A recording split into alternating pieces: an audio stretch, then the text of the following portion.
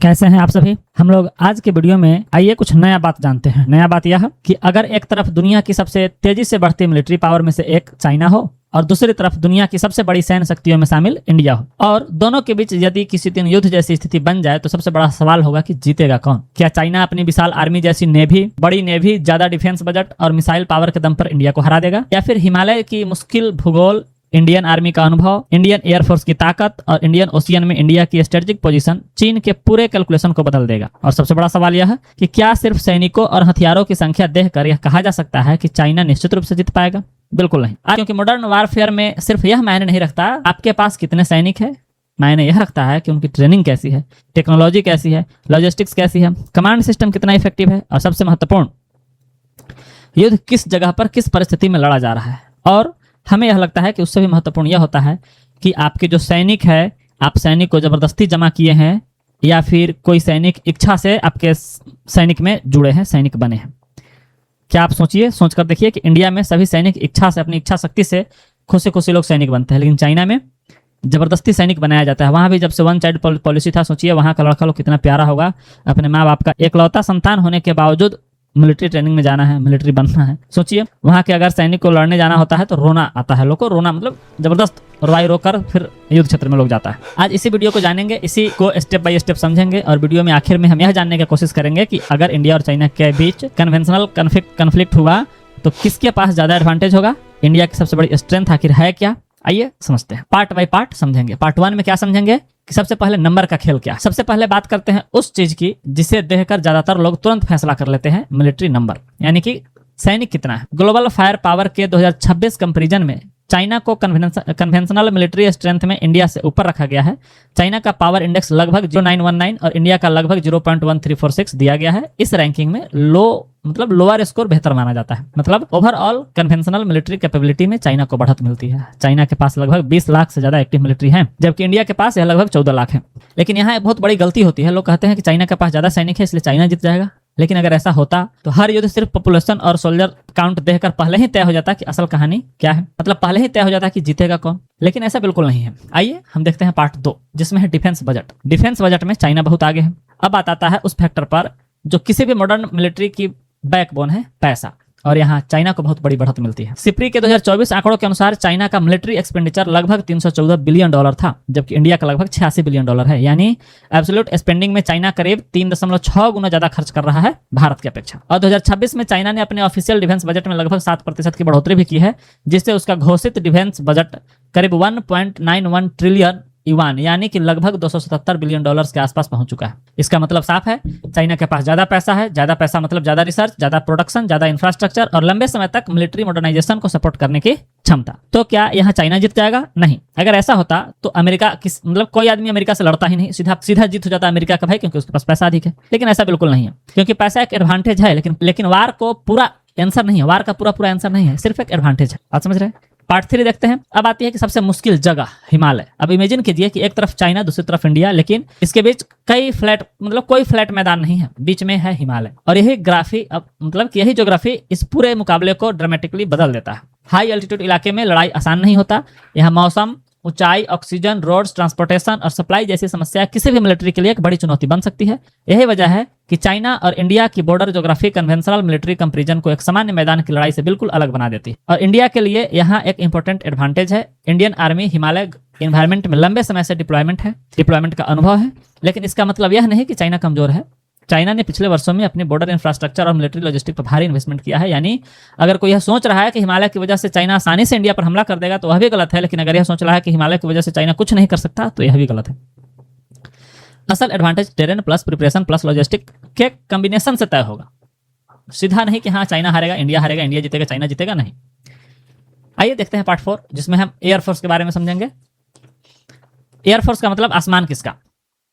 अगर इंडिया और चाइना के बीच कन्फ्लिक्ट हुआ तो एयर पावर कितनी महत्वपूर्ण होगी, इसका महत्व बहुत ज्यादा होगा, क्योंकि मॉडर्न वारफेयर में एयर सुपरियरिटी का रोल बेहद महत्वपूर्ण होता है। चाइना के पास एयरक्राफ्ट की संख्या में बढ़त है, बहुत बड़ी बढ़त है, और उसके पास मॉडर्न फाइटर एयरक्राफ्ट के साथ साथ बड़ी मिसाइल्स और ड्रोन कैपेबिलिटी भी है। इंडिया के पास भी मॉडर्न फाइटर्स और एडवांस सिस्टम है, लेकिन उसकी बड़ी चैलेंज यह है कि उसे अपने विशाल ज्योग्राफिकल एरिया को ध्यान में रखते हुए पर्याप्त एयर एसेट्स और इंफ्रास्ट्रक्चर मेंटेन करना होता है। 2026 की world directory of modern military aircraft ranking में इंडियन एयरफोर्स को तीसरे और चाइना पीएलए एयरफोर्स को चौथे स्थान पर रखा गया है। लेकिन ऐसी रैंकिंग को फाइनल वार रिजल्ट प्रिडिक्शन नहीं समझना चाहिए। और यहाँ एक इंटरेस्टिंग बात है, इंडिया के पास एक्सपीरियंस का फायदा है लेकिन चाइना के पास स्केल का फायदा है। मतलब ये कि चाइना के पास सब कुछ ज्यादा है लेकिन इंडिया चाइना से अधिक लड़ाई लड़े हुआ है। आप यह समझ लीजिए, चाइना तो लड़ाई ही नहीं लड़ा है, सिर्फ जो है उसके पास नंबर्स अधिक है। यानी चाइना ज्यादा एयरक्राफ्ट फील्ड कर सकता है लेकिन इंडिया अपनी एयर पावर को ज्यादा केयरफुली प्रायोरिटाइज करना पड़ेगा। यानी कि उस अच्छा से लड़ाई लड़ सकता है, अपने कम संसाधन में भी अधिक उपयोगी बना सकता है अपने एयर फाइटर्स को, चाहे रडार सिस्टम को, चाहे जो भी सिस्टम इंडिया के पास है वो सब। क्लियर विनर कहना यहाँ पर इम्पॉसिबल है कि जीतेगा कौन, क्योंकि रिजल्ट एयरक्राफ्ट काउंट से ज्यादा training, readiness, sensor, support system, bases और कमांड एंड कंट्रोल जैसे फैक्टर्स पर डिपेंड होगा। अगला फैक्टर्स है नेवी। यहाँ पर पूरी तरह तस्वीर बदल जाती है। अब आते हैं इंडियन ओशियन पर, और यही वह जगह है जहाँ चाइना और इंडिया की ज्योग्राफिकल पोजीशन बिल्कुल अलग अलग कहानी बताती है। चाइना के पास दुनिया की सबसे बड़ी और तेज से मॉडर्नाइज होती नेवल फोर्सेस में से एक है। उसकी navy aircraft carrier, destroyer, submarines और दूसरे बड़े सरफेस कम्बैक्ट के साथ तेजी से एक्सपेंड हुई। लेकिन चाइना की सबसे बड़ी नेवल चैलेंज है ज्योग्राफी। चाइना की primary strategic maritime concern east Asia और वेस्टर्न पैसिफिक से जुड़ी हुई है। इंडिया के पास इंडियन ओशियन में एक अलग ज्योग्राफिकल पोजीशन है। इंडिया को कह सकते हैं कि इंडियन ओशियन का राजा है। इंडियन ओशियन की ज्योग्राफी इंडिया को स्ट्रेटेजिक डेप्थ देती है, यानी अगर कन्फ्लिक्ट समुद्र तक फैलता है तो इंडिया सिर्फ अपनी नेवी की संख्या पर निर्भर नहीं होगा, उसकी ज्योग्राफिकल पोजीशन भी एक मेजर फैक्टर होगी। लेकिन यहाँ भी ओवर कॉन्फिडेंस खतरनाक है। चाइना की नेवी को अंडर एस्टिमेट करना बहुत बड़ी गलती होगी। चाइना ने पिछले दशकों में नेवल शिप बिल्डिंग में एक्स्ट्राऑर्डिनरी एक्सपेंशन किया है, इसलिए नेवी में चाइना की न्यूमेरिकल और इंडस्ट्रियल एडवांटेज बहुत बड़ी है। लेकिन इंडियन ओशियन में इंडिया की ज्योग्राफिकल एडवांटेज इक्वली इंपॉर्टेंट हो जाती है। आप समझ रहे हैं। अगला है मिसाइल और लॉन्ग रेंज पावर कितना किसके पास। अब आते हैं उस क्षेत्र पर जहां चाइना को बहुत गंभीर एडवांटेज मिलता है, long range missile capability. China ने पिछले वर्षों में अपनी मिसाइल फोर्सेस को तेजी से मॉडर्नाइज किया है। 2026 की एक रिसेंट रिपोर्ट में चाइनीज मिसाइल आर्सेनल में डीएफ सीरीज की कई बैलिस्टिक मिसाइल सिस्टम का उल्लेख किया गया है, जिसकी रेंजेज और रोल्स अलग अलग है। इसका मतलब यह है कि चाइना के पास land based long range strike capabilities का बड़ा और डाइवर्सल आर्सेनल है। इंडिया के पास भी बैलिस्टिक और क्रूज मिसाइल कैपेबिलिटीज है और ब्रह्मोस जैसे सिस्टम उसकी स्ट्रेटेजिक कैपेबिलिटी को मजबूत करती है। लेकिन ओवरऑल मिसाइल इन्वेंट्री और long range conventional strike capability में चाइना को बड़ा एडवांटेज माना जाता है और यही इंडिया के सामने चैलेंज आता है। इंडिया को क्वांटिटी से ज्यादा क्वालिटी, सर्वाइबिलिटी और डिटरेंस पर फोकस करना पड़ता है। आता है सबसे important point, nuclear weapons. India और चाइना दोनों न्यूक्लियर आर्म्ड कंट्रीज है। इसका मतलब यह है कि अगर कन्वेंशनल कन्फ्लिक्ट शुरू हो तो दोनों साइड को हमेशा यह ध्यान रखना होगा कि एक्सक्लेशन बहुत ज्यादा डेंजरस लेवल तक ना पहुंच जाए। यानी अगर कोई कहता है कि चाइना इंडिया को पूरी तरह खत्म कर देगा या इंडिया चाइना को पूरी तरह हरा देगा तो वह न्यूक्लियर रियलिटी को इग्नोर कर, मतलब उसको पता ही नहीं है कि न्यूक्लियर बम अगर चला तो क्या होगा। असल में दोनों देश के बीच किसी भी बड़े कन्फ्लिक्ट का सबसे बड़ा ऑब्जेक्टिव शायद यही होगा कि सिचुएशन अनकंट्रोल्ड एक्सक्लेशन तक ना पहुंचे। इसलिए न्यूक्लियर डिटरेंस एक ऐसी रियलिटी है जो दोनों साइड्स के कैलकुलेशंस को प्रभावित करती है। आप समझ रहे हैं। अगला देखते हैं। अब देखते हैं कि चाइना की कमजोरी। अब सवाल आता है कि अगर चाइना के पास ज्यादा पैसा है, ज्यादा मिलिट्री पर्सनल है, बड़ी नेवी है, बड़ा मिसाइल आर्सेनल है, तो फिर इंडिया के पास एडवांटेज कहां है। सबसे पहले कम्बैट एक्सपीरियंस। चाइना ने 1989 के बाद वियतनाम के साथ युद्ध किया था, लेकिन उसके बाद पीएलए ने बड़े स्केल कन्वेंशनल वार का वैसा डायरेक्ट बैटलफील्ड एक्सपीरियंस किया ही नहीं। कुछ दूसरी बड़ी मिलिट्री ने अलग अलग कन्फ्लिक्ट में लिया है। दूसरी तरफ इंडिया की आर्म्ड फोर्स ने डिकेड्स में काउंटर इंसर्जेंसी और विभिन्न ऑपरेशनल एनवायरनमेंट में काम किया है और हिमालयन फ्रंटियर पर लंबे समय से डिप्लॉयमेंट बनाया हुआ है। लेकिन यहाँ भी एक बात याद रखिए कि कम्बैट एक्सपीरियंस का मतलब ऑटोमेटिकली यह नहीं होता कि एक सेना निश्चित रूप से जीत जाएगी, क्योंकि मॉडर्न वारफेयर बहुत तेजी से बदल चुका है। Cyber attack, satellite, drones, AI, electronics warfare, precious system, बहुत सारा कुछ ध्यान में रखना पड़ता है। सब कुछ युद्ध की तस्वीर को बदल सकता है। सोचिए अगर इंडिया अमेरिका का युद्ध हुआ और अमेरिका सोचेगा कि भाई पूरा सिस्टम वहां का कंप्यूटर बंद हो जाए तो बंद कर सकता है, तो फिर क्या करेगा इंडिया। भाई पूरा सब कुछ बंदे हो जाएगा वहां से, लो भाई पूरा विंडोज 7, विंडोज 8, विंडोज 9, 10, 11 सब बंद, कहानी ही खत्म, सभी सिस्टम ही गड़बड़ा जाएगा। अब चलिए अगला देखते हैं कि चाइना को अंडर एस्टिमेट करना भी सबसे बड़ी गलती होगी। अब तक आपने चाइना के डिसएडवांटेज सुने हैं, लेकिन अगर आप यह सोच रहे हैं कि भाई मतलब इंडिया आसानी से चाइना को हरा देगा तो यह भी गलत है। चाइना को अंडर एस्टिमेट करना बहुत बड़ी स्ट्रेटेजिक मिस्टेक होगी। चाइना आज दुनिया की सबसे बड़ी इंडस्ट्रियल पावर में से एक है और मॉडर्न वार में इंडस्ट्रियल कैपेबिलिटी बेहद इंपॉर्टेंट होती है। किसी देश के पास हजारों वेपन्स होना एक बात है, लेकिन उन्हें लगातार रिप्लेस करना, एम्यूनिशन प्रोड्यूस करना, स्पेयर पार्ट्स बनाना, फ्यूल और लॉजिस्टिक्स मेंटेन रखना, लंबे कन्फ्लिक्ट में प्रोडक्शन जारी रखना, ये सब अलग चैलेंज होता है। और यहाँ चाइना की मैन्युफैक्चरिंग कैपेबिलिटी उसे एक बड़ा एडवांटेज देती है। यानी अगर कन्फ्लिक्ट लंबा खिंचता है तो चाइना इंडस्ट्रियल बेस एक मेजर फैक्टर बन सकता है। बात समझ रहे हैं। अगला है समझिए कि इंडिया की सबसे बड़ी स्ट्रेंथ क्या है। इंडिया की सबसे बड़ी स्ट्रेंथ है कि यह सिर्फ आर्मी नहीं है, यहाँ सिर्फ एयरफोर्स नहीं है, यहाँ सिर्फ नेवी भी नहीं है। इंडिया की सबसे बड़ी स्ट्रेंथ है geography, man power, strategic location, multiple partnership.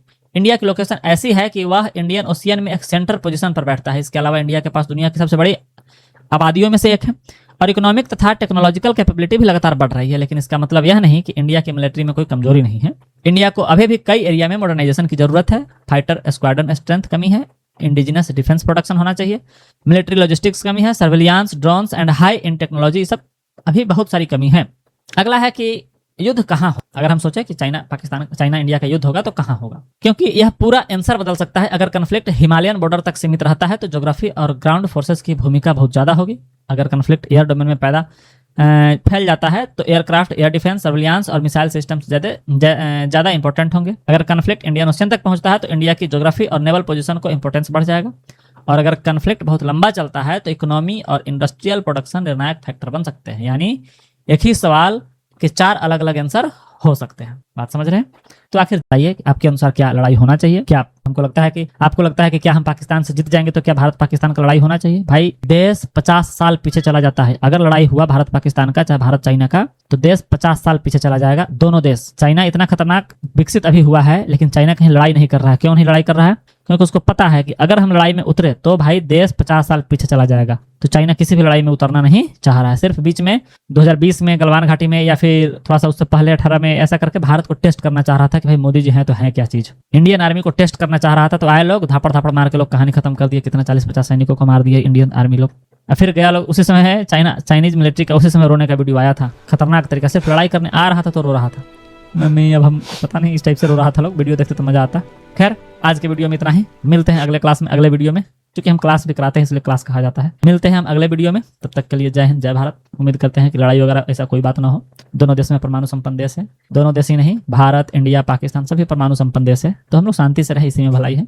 ठीक है, फिर जय हिंद, जय भारत।